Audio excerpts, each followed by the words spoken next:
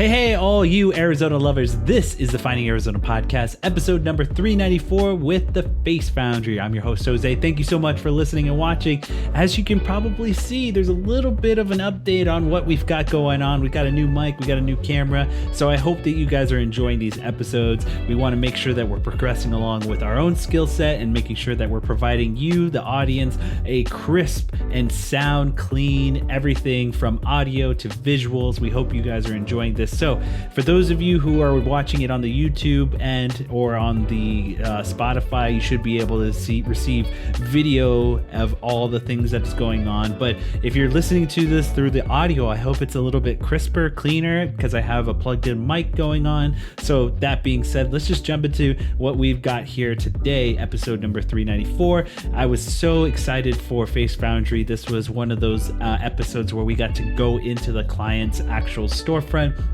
and just get to witness what they've got going on as services. It's your one-stop shop for facials and everything in between. We hope that you guys who are interested in wanting to take care of yourself, to take care of your face, your skin, will go check this out and also check out their links in the bios below. We always try and make sure that you guys are staying connected with every single one of our guests through the links. So that being said, let's jump into a little bit of the businessy side. You can hear every episode of our podcast at findingarizonapodcast.com. We make it easy for you guys to connect with us through social media. That's Finding Arizona Podcast under everything. And if you want to stay connected with us through our more familiar family side, that is going to be through youtube.com/Finding Arizona Podcast, where you can look at the vlog that we've been updating little bit by little bit. You should be checking out those routinely. I think they come out almost, if not every month, but every quarter. Brittany's doing her best to stay on top of that this year. We also have got updates going on with our services packages that is now being called Found House. We hope that you guys who are wanting to do a podcast, have something to say, you have a way of making that happen through us. So check us out through the Found House under everything. Check out the website. If you guys want to start your own thing, let us be the one who helps you make it come true and make it more achievable so that we can, work together. And hopefully for those of you who are doing your own thing, you are doing so with the finest bit of, techniques, things that you can learn along the way. So I appreciate everyone who wants to work with us, but I also know that I want to give back in some sort of way, and the Found House is one of those ways. So that being said, look us up. If you like what you see, I hope we can work together. And on that, we will get into this episode number 394 with Face Foundrie. I will see you next time. And as always, kisses, hugs, and belly rubs to our four-legged friends. See you next time.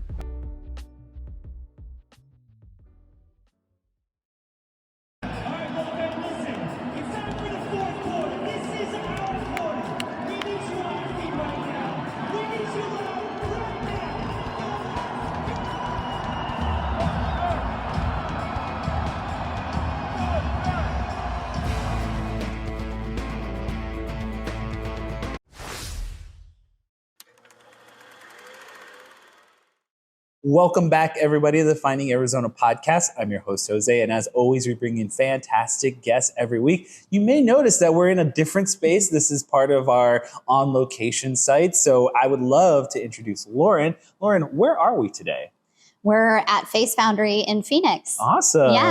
Yes, and so we're going to be talking a little bit about the business, a little bit about you.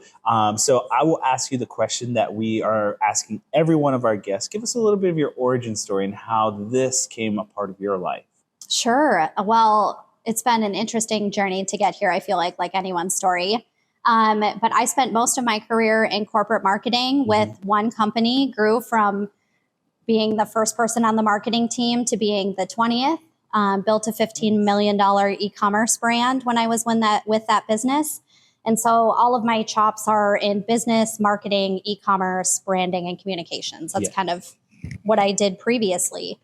But how I got attached to Face Foundrie was it's kind of funny, actually. My husband saw a posting that they were franchising on LinkedIn. Oh, okay. And I'm originally from Minnesota. Yeah. And Face Foundrie was founded in Minnesota by a single mother of three. Yes. And why she created Face Foundrie, it was all about making skincare accessible to everybody. She struggled to find times because she was an entrepreneur. She was a single mom. She couldn't go in a traditional spa setting. There just wasn't availability for her. And she also didn't want to spend $200-$300 on skincare services because it wasn't in her budget. Yeah. And so she was like, after her third child, she was dealing with all these skin changes and hormones and all those things. And she created this concept because she was like, I want to be able to get in same day, next day. I don't want to drop $300. I want effective services. I want it to be luxury. And so that's how she came up with Face Foundrie. Yeah. And so then when my husband told me, I think you might be interested in this, and because I have been wanting to be an entrepreneur for as long as I can remember. Yeah. I'm a third generation female entrepreneur in my family. So it definitely like runs through the blood. Nice. And it was just a matter of finding something that resonated. And when I found out about Face Foundrie and the story behind it, and my favorite self-care moment was always getting facials. Mhm. And I could only do it like once a year, maybe for my birthday or something like that. Yeah. And I'm like, I love this idea of being able to go and get facials and, collaborate with expert estheticians and understanding like what I can do to improve my skin, wear less makeup, and also just like having that Yeah. Zen moment for yourself. Yeah. And so it just, everything fell into place. I fell in love with the Face Foundrie team when I met them. I fell in love with the mission. I was like, I want to start my entrepreneurial journey with you.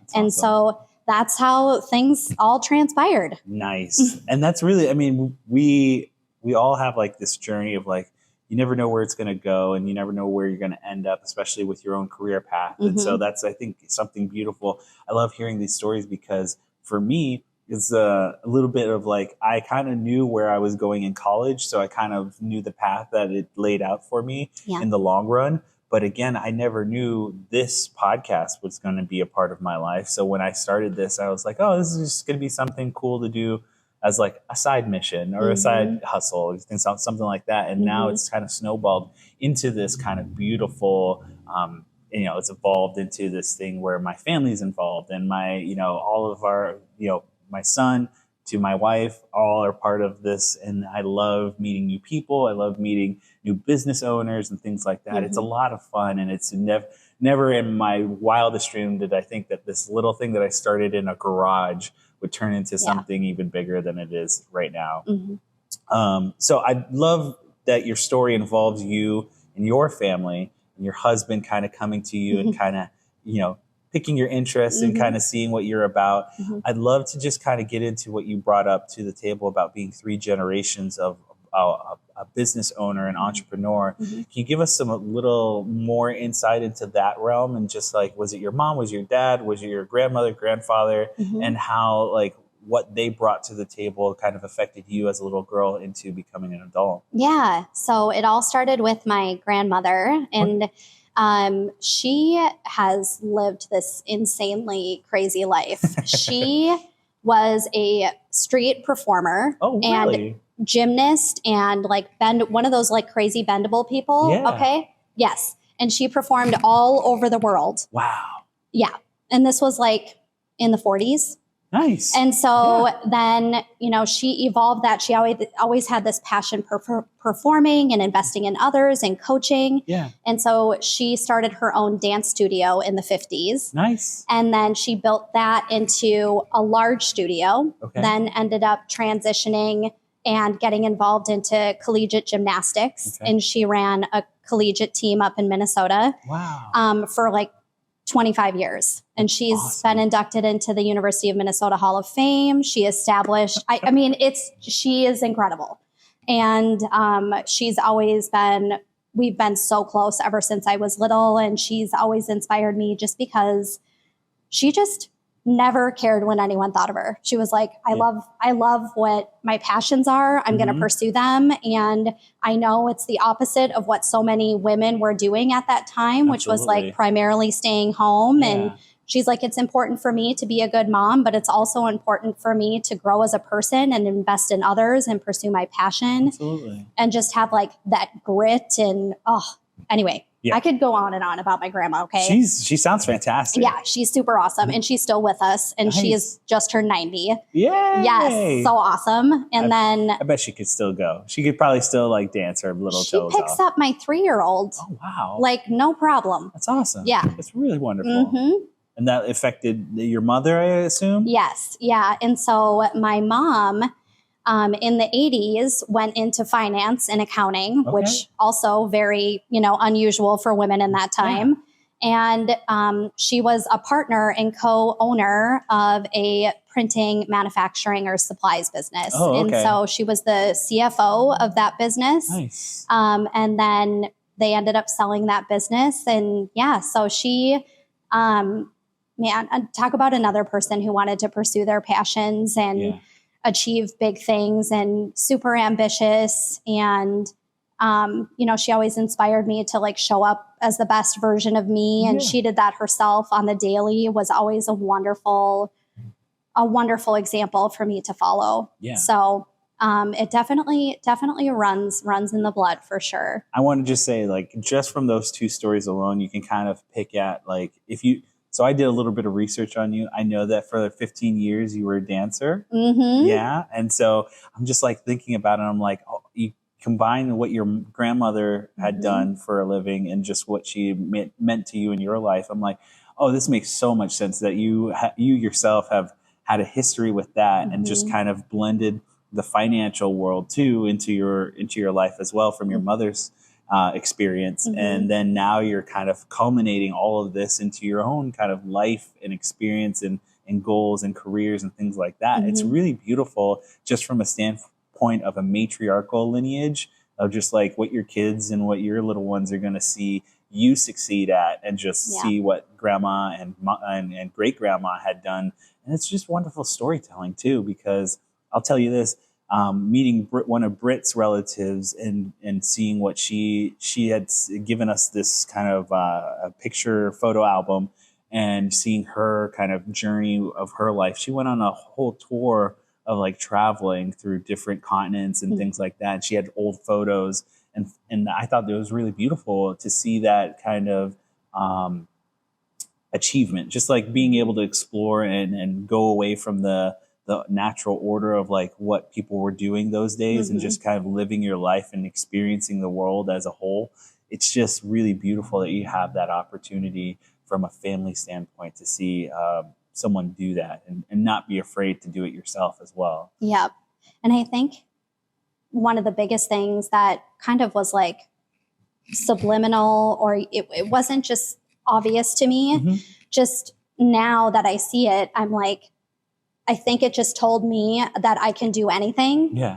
There isn't a glass ceiling. Absolutely. You don't have to fit in a box. You don't have to go to college and pursue exactly what you thought you were going to be and, stick in that for 20 years, even if you're unhappy or not fulfilled. It's just like, no, like you don't have to follow a path that someone else has laid out for you. You can absolutely pave your own way and trust your gut and your instinct and move forward that way.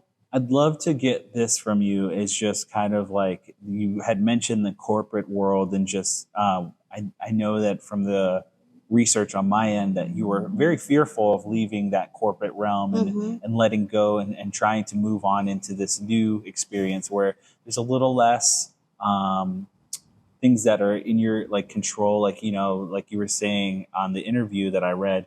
You were fearful of like letting go of that paid time off, leaving the work stuff at work and having your time at home. How has it been working out for you this last couple, like, being that you're no longer a part of that, what did you call it? Golden handcuffs? Yes. Anymore. It has been an interesting transition. Yeah. I had a conversation with myself before I committed to Face Foundrie and knew I was going to be leaving my corporate career, where it was like, okay, you just have to be comfortable taking this huge risk. Here are all the things you're giving up, and here are all the things you stand to gain. Yeah.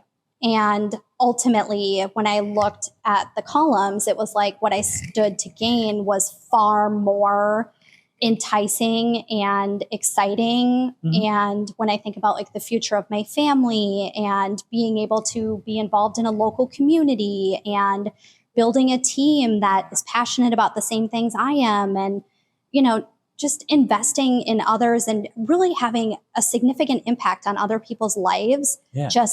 I was like, it's fine. I can go without the 401k. I can go without the paid time off. You know, I can go without any other benefits you get, health benefits, all the things. I'm like, okay. And, you know, a lot of that came into play too with having the support of my partner. Like, my husband has just been so instrumental in supporting me taking this huge risk and being like, I got this, you know, I can hold down the fort. I can work. I can supply these things. Like, you just do what you got to do. And he believed in everything from the moment we talked about like taking this risk, you know? And I think when I look at the transition of it all, it made that first year difficult, even though I prepared my mindset, you know? But I think there are a lot of other challenges just when you have that like tenured career in a corporate setting and then you go into this entrepreneurial mode. There are so many things that I was not prepared for. Like, one thing, I worked at a huge company. I had tons of peers at my level, even as like a director. And I was able to like collaborate with people every day and bounce ideas off of people when I was making huge decisions. And when you're an entrepreneur and a sole owner of a business, you're like, okay, well, I'm going to talk to myself in the mirror today and see what happens. And so that first year definitely was a little lonely because I was like, I feel like I don't have an outlet. I feel like I don't have anyone to collaborate with and to pull insights from. And especially when you're building a business in that first year, you're so in the day to day, like the minutia, very much.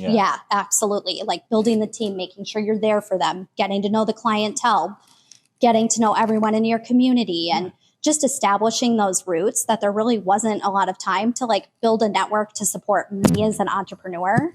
And so I think that was the one thing that was very, very challenging that first year. And now since then, since we're 2 years in, last year and this year, I've really taken huge steps to just put myself out there and get to know other entrepreneurs in the Phoenix community. And even extend across our franchisees too at Face Foundrie. And that's been a huge relief. And establishing that network has helped provide like more stability for me, like just understanding, being able to work through, you know, issues we might be having, challenges we're having as a business. And it's been literally a game changer. That's great. That's great to hear, because I think that's one of the best things that you can do as a business owner and an entrepreneur is keeping those networks open and the communication open as well. It's going to be your best kind of beneficial thing that you can have control of on your end as an entrepreneur and as an owner. One of the things I've learned, especially from being in part of this community, is that Phoenix and overall is a place where you can come as a business owner and you will see people wanting to help you. And it's kind of a community. As a city as a whole, I've always found it very different from the other major cities because there's this kind of level of community over competition is what I call it. And so I love that feeling. I love that there are business owners like yourself who are looking and seeking those things and other business owners who were wanting to provide that as well. So that's what we've tried to build here at the podcast is trying to build kind of those networks and share those people who want to do those types of things and want to be a part of those groups and a part of that community, because I feel like that's something that's very important. And as a podcaster, also a citizen of this community, it's just like, I want to share that there are people who want to help. There are people who want to connect too. So that's really great. We do kind of get into kind of what you were talking about before, the minutia, and I love getting into that just because from a standpoint of like not everyone knows what you do on a daily basis, and I'd love to share that a little bit as an owner and as a person who also probably partakes in some of the facials. What are people expected, or what can people expect when they come into the Face Foundrie here? Yeah, so at Face Foundrie, we specialize in all things face. So we do facials are like our bread and butter, and then we do brow services, which our team is incredible at, and we also do lash services as well. So we kind of are that one-stop shop for someone who wants to get a effective skincare treatment, a brow lamination, and a lash lift. Okay, so awesome. yeah. You're speaking my producer Brittany's language right now. I know she came in and she said that from her experience that she really enjoyed the team dynamic and just kind of how professional and how much kind of like the joy of doing their jobs. Mm-hmm. I know that comes from your end and how you train them and how you bring them together and kind of bring them as a community. Mm-hmm. What are the types of things that you're trying to do to keep them close and bonded and keep them in high spirits? Yeah. Oh my gosh. I love our team. Oh, they're so good. Yeah. And they're so passionate and they always want to learn more. So, I mean, we consistently invest in training time for our team. Okay. We get together and hang out as a team. Nice. We'll do like little quarterly events. I know we went to Candle Chemistry. Have you ever heard of them? No, I haven't. They have one near our Peoria store, but you can go and like make your own candle with your own scent. Nice. So we do like fun little things like that too. Very cool. And then we also have team meetings on the regular. And sometimes it could be anything from